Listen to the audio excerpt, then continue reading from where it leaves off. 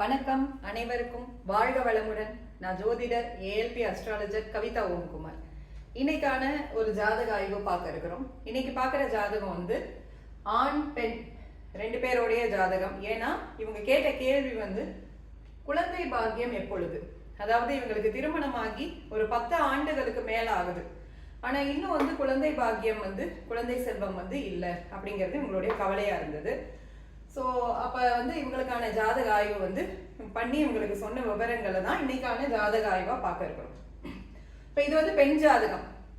பெண் ஜாதகம் அவங்களுடைய பிறப்பு லக்னம் மீன லக்னம். இவங்களுக்கு லக்னாதிபதி மீன லக்னத்தோட அதிபதி குரு பகவான் லக்னத்திற்கு 12ஆம் வீட்டில் இருக்கிறாங்க அப்படிங்கிற அமைப்பா இருக்கு. அடுத்தபடியாக இவங்களுடைய கேள்வி வந்து இப்போ 5ஆம் பாவகம் சார்ந்த கேள்வியா இருந்தது.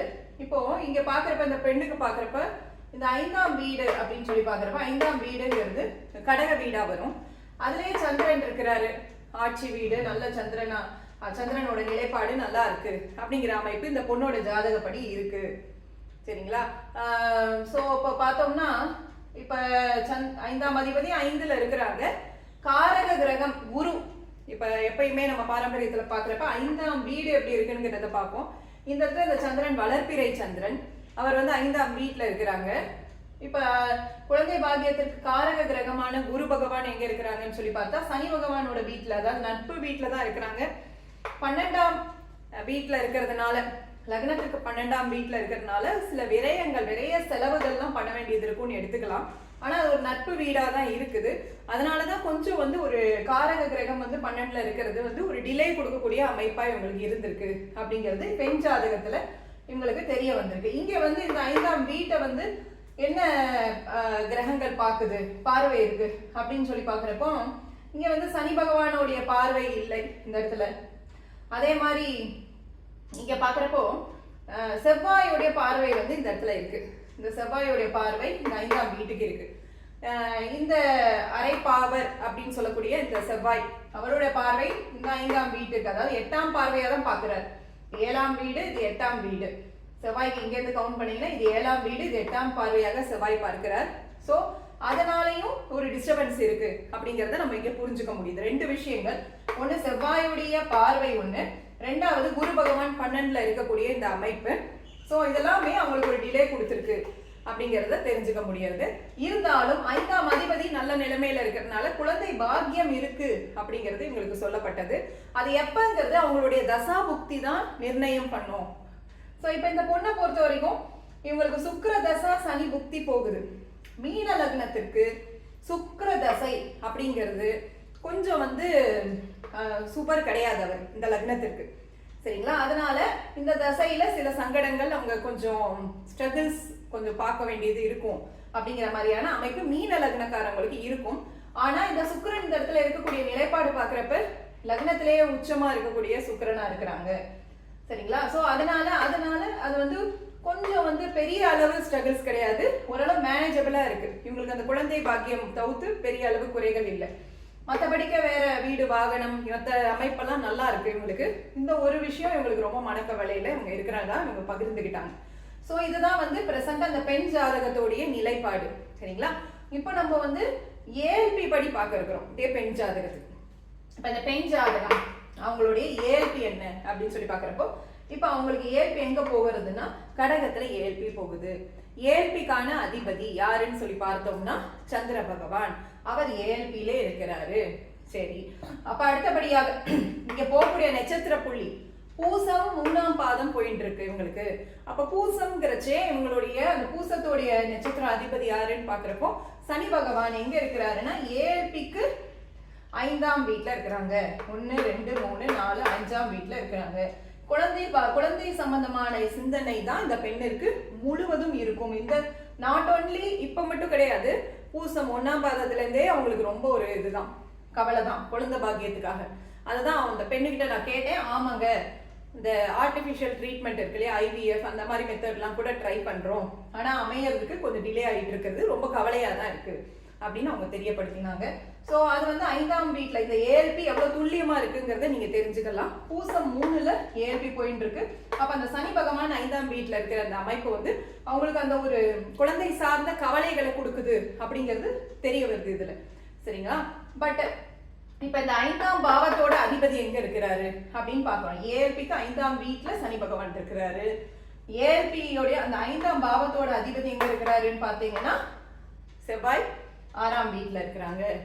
அப்ப ஏஎல்பிக்கு 5ஆம் அதிபதி செவ்வாய், விருச்சிகத்திற்கான அதிபதி செவ்வாய் 6ஆம் வீட்ல இருக்கிற அந்த அமைப்பு என்ன மாதிரி சொல்லுதுன்னா, இவங்களுக்கு ட்ரீட்மெண்ட் மூலமா தான் குழந்தைக்காக செலவு பண்ண வேண்டியது இருக்கும். ஏதோ ஒரு ட்ரீட்மெண்ட் மூலமா தான் குழந்தை அப்படிங்கிறது ஏஎல்பி மூலமா இவங்களுக்கு தெரிய வருது. சரிங்களா? அடுத்தபடியா அந்த பூசம் 3ஆம் பாதம் அடுத்து முடிஞ்சுட்டு உங்களுக்கு வந்து புதனுடைய நட்சத்திர புள்ளி, அதாவது புதன் பகவானுடைய நட்சத்திர புள்ளி வரப்போ புதன் பகவான் எங்க இருக்கிறாருன்னு பாக்குறப்ப ஏஎல்பி 8ஆம் வீட்ல வருவார். சரிங்களா? ஸோ அதற்கு பாக்குறப்ப இவங்களுக்கு வந்து பிரசண்டா இப்பவே இவங்க வந்து கொஞ்சம் வந்து ட்ரை பண்றது பெஸ்ட். அதுவும் மெடிக்கல் ட்ரீட்மெண்ட் மூலமா தான் குழந்தைக்கு வந்து செலவு இருக்கு அப்படிங்கிறது ஏஎல்பி வகையிலையும் உங்களுக்கு தெரிய வருது. இந்த அமைப்புலையும் இப்படிதான் தெரிய வருது. இப்ப போகக்கூடிய பிரசன்ட் தசா புக்தி, சுக்கிர தசா சனி புக்தி, இவங்களுக்கு அந்த ஜனன ஜாதக அடிப்படையில பாக்குறப்போ சுக்கிர பகவான் 3க்கும் 8க்கும் அதிபதியாகி தசை நடத்துறாரு. உச்ச சுக்கிரனா இருந்து லக்னத்துல உட்கார்ந்து தசை நடத்துறாரு. அடுத்தபடியா சனி புக்தி போயிட்டு இருக்கு. அப்ப சனி பகவான் எங்க இருக்கிறார் அப்படின்னு சொல்லி பாக்குறச்சு, சனி பகவான் இந்த லக்னத்திற்கு 9ஆம் வீட்ல சனி பகவான் இருக்கிறாரு. வக்ர சனியாக இருந்து தசை நடத்துறாரு அப்படிங்கிற அமைப்பு இருக்கு இவங்களுக்கு. அதனால இப்ப இந்த 9ஆம் வீட்ல சனி பகவான் இருக்கிற அமைப்பு வந்து 9ஆம் பாவம் பாக்கியங்களை கொடுக்கணுங்கிற அமைப்பு இருக்கு இவங்களுக்கு இப்ப பிரசண்டா. அடுத்தபடியாக இவங்களுக்கு வந்து சனி புக்தி முடிஞ்சுட்டு புதன் புக்தி வரும். இப்ப புதன்றப்போ இவங்களுக்கு வந்து 4க்கும் 7க்கும் அதிபதியா புதன் பகவான் இந்த பெண்ணோட ஜாதகத்துல வருவார். அவர் வந்து எங்க இருக்கிறார்? 12ல இருக்கிறாரு அப்படிங்கிற அமைப்பு இருக்கு. சரிங்களா?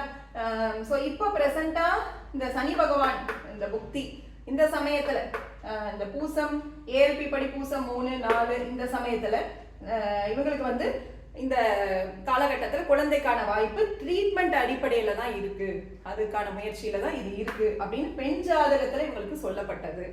சரிங்களா? சோ இதுதான் வந்து பெண்ணிற்கான வழிமுறைகள். பிளஸ் இவங்களுக்கு யோகா ரீதியான சில அட்வைஸும் இவங்களுக்கு சொல்லப்பட்டது. இவங்களுக்கு பிசிஓடி மாதிரியான இஷ்யூஸ் இருக்கு.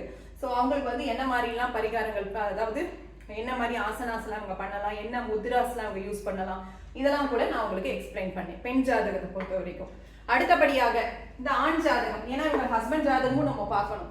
வெறும் ஒரு ஜாதகம் மட்டும் பார்க்கக்கூடாது. குழந்தை பாக்கியம், திருமண பொருத்தம், இது எல்லாமே 2 பேர் சம்மந்தப்பட்ட விஷயங்கிறதுனால 2 பேரோட ஜாதகமும் பார்த்து சொல்றப்பதான் அந்த பலன் கரெக்டா வரும் உங்களுக்கு. சரிங்களா? இப்ப உங்க கணவர் ஜாதகம், இவருடைய லக்னம் என்னன்னு சொல்லி பாருங்க. இவருடைய லக்னம் வந்து துலாம் லக்னம், பிறப்பு லக்னம் வந்து துலாம் லக்னம். சரிங்களா? இப்ப இந்த ஜாதகரை பொறுத்த வரைக்கும் இவங்களுடைய 5ஆம் வீடு, நம்ம கேள்விக்கே டைரக்டா போயிடுவோம். வீடியோ இல்லைன்னா லென்த்தா போயிருங்கிறதுனால நான் வந்து இவருடைய ஜாதகத்துல அவங்க கேள்விக்கு டைரக்டா போறேன். 1, 2, 3, 4 5ஆம் வீடு. 5ஆம் வீட்டுல செவ்வாய் சுக்கிரன் இருக்கிறாங்க. அந்த 5ஆம் வீட்டோட அதிபதி சனி பகவான் அதாவது பிறந்த லக்னத்திற்கு 2ல இருக்கிறாங்க அப்படிங்கிற அமைப்பு வருது. சனி பகவான் இந்த இடத்துல செவ்வாயும் சுக்கிரனும் இருக்கிறாங்க அப்படிங்கிற அமைப்பு இருக்கு. அப்போ இந்த ஜாதகப்படி பார்க்கறப்ப சுக்கிரன் இந்த லக்னாதிபதியாகி 5ஆம் வீட்டுல இருக்கிறாங்க. சரிங்களா? 1க்கும் 1, 2, 3, 4, 5, 6, 7, 8.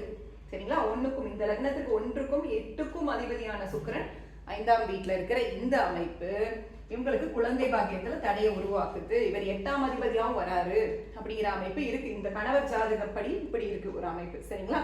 செவ்வாய் எங்க இருக்கு? செவ்வாய் யாருன்னு சொல்லி பார்த்தோம்னா இந்த துலாம் லக்ன படிக்க 2ஆம் பாவத்திற்கும் 7க்கும் அதிபதியான செவ்வாய் இங்க இருக்கிறாங்க அப்படிங்கிற அமைப்பு இருக்கு. அது பரவாயில்ல. பட் சுக்கிரன் இங்க 8ஆம் அதிபதியாக இங்க இருக்கிறதுனால ஒரு தடை இருக்கு அப்படிங்கிற அமைப்பு இந்த பிறந்த ஜாதகத்தின் அடிப்படையில இருக்கு. கணவருக்கு இப்போ குரு தசை புதன் புக்தி போயிட்டு இருக்கு. இவங்க கணவருக்கு, இந்த பெண்ணுடைய கணவருக்கு குரு தசை புதன் புக்தி போயிட்டு இருக்கு. அப்ப குரு பகவான் இந்த லக்னத்திற்கு துலாமுக்கு 3க்கும் 6ஆம் பாவத்திற்கும் அதிபதி ஆகுறாங்க. ஸோ கணவர் மனசுல இப்போ வந்து பிசினஸ் ஆரம்பிக்கணும், சில கடன்லாம் வாங்கணும் அப்படிங்கிற எண்ணம் இருக்கு. ஏன்னா 6ஆம் பாவமும் ஆப்ரேட் ஆகுறது இல்லையா, அதனால அந்த மாதிரியான சிந்தனை இருக்கு. அவர் மைண்ட் எல்லாம் அதுலயே ஃபோக்கஸ் பண்றாரு. குழந்தை சம்பந்தமான விஷயத்துக்கு லீஸ்டா ப்ரிஃபரன்ஸ் கொடுக்குறாருன்னு சொல்லி அந்த பெண்ணுடைய கவலை இருந்தது. சரிங்களா? அதுக்கேற்ற மாதிரி இந்த தசை வந்து இவங்களுக்கு சாதகமான தசை கிடையாது இந்த கணவருக்கு, அதனால அந்த மாதிரி இருக்கிறாருன்னு சொன்னேன். அதே போல புக்தி என்ன போயிட்டு இருக்குன்னு பாக்குறப்ப புதன் புக்தி போயிட்டு இருக்கு. இப்ப புதன் யாரு அப்படின்னு பார்த்தா 9ஆம் அதிபதி இந்த லக்னத்துக்கு. 9 சரிங்களா, 9 மற்றும் 12க்கான அதிபதி புதனுடைய புக்தி போறதுனால 9ங்கிறது பாக்யாதிபதியா இருக்கிறதுனாலையும் உங்களுக்கு வந்து இப்போ வந்து கொஞ்சம் வந்து ட்ரீட்மெண்ட் மூலமாக குழந்தைக்கான வாய்ப்புகள் வரும் அப்படின்னு சொல்லப்பட்டது. இது பிறந்த ஜாதகத்தின் அடிப்படையில பார்த்து ஏஎல்பி இவருக்கு எங்க போயிட்டு இருக்கு அப்படின்னு பாக்குறப்ப ஏஎல்பி இவருக்கு கும்பத்துல போகுது. சரிங்களா, இந்த பெண்ணுடைய கணவருக்கு ஏஎல்பி கும்பத்துல போகுது. ஏஎல்பிக்கு 5ஆம் வீடு 1 2 3 4 5 இந்த ஏன் கணக்கு பண்ணி என்றேன்னா உங்களுக்கு ஒரு புரிதல் வரணும்னா இந்த 5ஆம் வீடுங்கிறது இந்த மிதுன லக்னம். சரிங்களா, இந்த 5ஆம் வீடு இதற்கான அதிபதி புதன் பகவான் அவர் எங்க இருக்கிறாரு அப்படின்னு சொல்லி பார்த்தோம்னா ஏஎல்பிக்கு இந்த ஏஎல்பிக்கு 10ஆம் வீட்டுல இருக்கிறாங்க அப்படிங்கிற அமைப்புல இருக்கு. சரிங்களா, புதன் இங்கதான் இருக்கிறார். ஏஎல்பிக்கு 5ஆம் வீட்டோட அதிபதி புதன் பகவான் ஏஎல்பிக்கு 10ஆம் வீட்டுல இருக்கிறதுனால குழந்தை சார்ந்த அழுத்தம் இந்த கணவருக்கு இருக்கு. ஆமாம் இருக்குன்ற அக்செப்ட் பண்ணாங்க. ஏன்னா ட்ரீட்மெண்ட் பாக்குறாங்க. இப்போ கொஞ்சம் அது சார்ந்த நிறைய செலவுகள்லாம் போறதுனால அது சார்ந்த அழுத்தங்கள் இவருக்கு இருக்கு அப்படிங்கிற மாதிரி இருக்கு. இப்போ உங்களுக்கு போயிட்டு இருக்கிற நட்சத்திர புள்ளி சதயம் 1 போயிட்டு இருக்கு. சரிங்களா, சோ இப்ப இந்த சதயம் 1 அப்படிங்கிறது இந்த ராகு பகவான் எங்க இருக்கிறாருன்னா ஏஎல்பிக்கு 4ஆம் வீட்டுல ராகு பகவான் இருக்கிறாரு. சரிங்களா, அப்ப அது ஒரு நல்ல அமைப்பு தான். சதயம் 1 தான் போறது. சோ அது 6 8 12ல சம்பந்தப்படல இந்த நட்சத்திர புள்ளி. சோ கணவர் ஜாதகத்திலையும் இந்த அமைப்புகள் எல்லாமே ஓரளவு சாதகமா இருக்கு. ஆனால் என்னன்னா இங்க ஒரு ட்ரீட்மெண்ட் பேசிஸ்ல தான் இவங்களுக்கு குழந்தை பாக்கியம். ஏன்னா பிறப்பு ஜாதக அடிப்படையில இங்க 8ஆம் அதிபதியோட தொடர்பு 5ஆம் பாவத்திற்கு வந்துடுறதுனால இவங்களுக்கு ஏதோ ஒரு பொருட்செலவு இருந்து ஆகணும். மெடிக்கல் செலவு இருக்கு. இந்த பொண்ணு ஜாதகத்திலேயே அப்படிதான் காட்டுறது, அவங்க ஜாதகத்திலேயே அதே மாதிரிதான் அமைப்பு இருக்கு. அதனால ட்ரீட்மெண்ட் கொஞ்சம் நல்லா தீவிரமா பாருங்க. நல்ல டாக்டரா பார்த்து நீங்க நல்ல ட்ரீட்மெண்ட் கண்டிப்பா அவசியம். அப்பதான் வந்து குழந்தை பாக்கியத்திற்கான வாய்ப்புகள் இதுல இருக்கு அப்படிங்கிறது சொல்லப்பட்டது. இவருக்குமே சில யோகா பயிற்சிகள் என்னென்ன பண்ணலாம், என்னென்ன மாதிரியான இவங்களுக்கு வந்து இந்த பிசிஓடி இஷ்யூ சம்பந்தமான சில ஆசனங்கள்லாம் இருக்கு பொதுவா. அதெல்லாம் கொஞ்சம் பிராக்டிசஸ்லாம் இவங்களுக்கு சொல்லித்தரப்பட்டது. பிளஸ் இவங்களுக்கு வந்து இந்த முத்திரைகள் பயிற்சிகள்லாம் கொடுக்கப்பட்டது. என்னென்ன முத்திரைகளை எளிமையா அவங்க யூஸ் பண்ணிக்கலாம் அப்படிங்கிறதுலாம் அவங்க கணவருக்கும் எளிய முறையில முத்திரைகள்லாம் சொன்னேன். பிளஸ் சில பிராணாயாமா. ஸ்ட்ரெஸ் வந்து எல்லாத்துக்குமே ஒரு மெயின் ரீசனா இருக்கும். இன்னைக்கு இருக்கிற வாழ்க்கை தரத்துல எல்லாருக்குமே ஸ்ட்ரெஸ்ஸுங்கிறது எல்லா டிசீஸ்க்கும் ரூட் காசா இருக்கும். இப்ப நிறைய டிசீஸ்ல 95% டிசீஸ் வந்து நமக்கு வந்து இயற்கையா வர்றது கிடையாது. நம்மளோட மன அழுத்தத்தின் காரணமாக இன்றைய வாழ்க்கை சூழல் காரணமா வருது. அதனால அந்த ஸ்ட்ரெஸ்ங்கிற விஷயத்தை கம்மி பண்றதுக்கு யோக பயிற்சிகளை விட்டா வேற ஒரு ஆப்ஷன் கிடையாது. சரிங்களா, சோ யோக பயிற்சிகள், நல்ல ஒரு ஆழ்ந்த தியானம், இதெல்லாம் எங்களுக்கு வந்து சொல்லி தந்தேன் நான். கொஞ்சம் அதுல கொஞ்சம் அவங்க அதுபடி கேட்டு இது தொடர்ந்து பண்ணுங்க. கண்டிப்பா உங்களுக்கு வந்து குழந்தை பாக்கியம் உண்டு. ஜாதக ரீதியாகவும் பார்த்து சொன்னதன் அடிப்படையிலும் கொஞ்சம் இதெல்லாம் தொடர்ந்து பண்ணிட்டு நீங்க திரும்ப டெஸ்ட் எடுங்க. கண்டிப்பா ஆப்ஷன் இருக்கும் அப்படின்னு சொல்லப்பட்டது.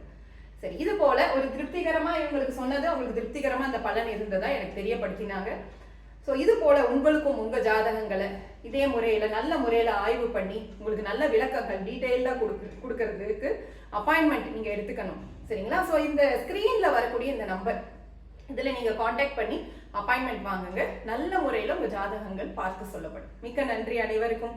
வாழ்க வளமுடன். என்னோட எல்லா குருமார்களுக்கும் நன்றி. இந்த பிரபஞ்சத்திற்கு நன்றி. பார்த்துட்டு இருக்கிறவங்க எல்லாருக்குமே நன்றி. வாழ்க வளமுடன். வாழ்க வளமுடன். நன்றி.